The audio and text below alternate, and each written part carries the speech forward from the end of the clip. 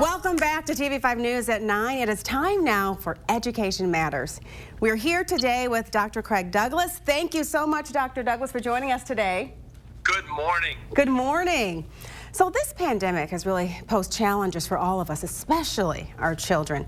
And it can really take a toll on mental wellness. So tell us, Dr. Douglas, how can we help our kids navigate through this very tough time? Yeah, the pandemic has certainly added challenges to everybody involved, unique challenges. And today I'm going to touch upon a very important aspect facing all of us, and that's our collective and individual abilities to persevere, to push through, to stay the course, to be optimistic in a time when it's uncertain. That's certainly a lot of reason for hope. New guidelines opening up schools in person by March 1st for our state. The vaccines being rolled out, all great news, but still it's a tough time for us in the pandemic. I recently heard Barb Smith from the Suicide Resource and Response Network present for nearly an hour some compelling information and updates about suicide prevention. And that motivates me today to share some of her important information with our viewers. After hearing Barb, I'm convinced that the pandemic has added layers of challenges for people, impacting them perhaps to feel even more depressed, more anxious, maybe even borderline hopeless. People perhaps more inclined to bring about thoughts about suicide and potentially acting on these thoughts. During her presentation, Barb shared this glaring statistic, and that's that suicide is the #1 cause of death for teenagers.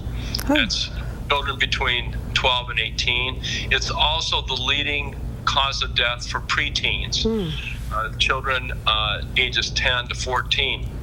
It's even the second leading cause of death for college-age youth 18 to 22. So these are sobering statistics for me to consider. So it motivates me to share, what can we do? What can be done? Well, the good news is there's a lot we can do, all of us. I mean, it takes a village to raise our kids, right? That means the schools, the community, parents, community leaders, all of us. Barb offers 3 simple and key actions that we can all do in suicide prevention. #1 is to ask. If we see a change of behavior with one of our children, somebody seems a little out of sorts, ask what's up.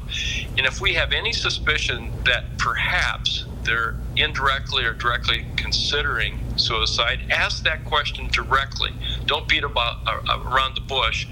Ask if they're considering suicide. And that leads to the second step, and that's to listen. Listen. Many times, having a listening ear is an important first step for any of us facing challenges. That's certainly true for students that are troubled. In a pandemic, much more time is in isolation than usual, so offering a listening ear might be even more crucial. Then the third step is simply get help. Get help. Barb made a convincing case that a majority of suicides can be prevented. There are many great resources for parents and teachers to provide students. There's a 24/7 hotline that I actually called to kind of see what it was like. It's very user-friendly. It's 1-800-273-TALK, T-A-L-K, 1-800-273-TALK. I called it, spoke with an operator in Baltimore, Maryland. The line is offered 24 hours a day, 7 days a week. For those who prefer to text, it's a simple text message, 741-741. The point is to reach out, get help either by phone or text this national resource.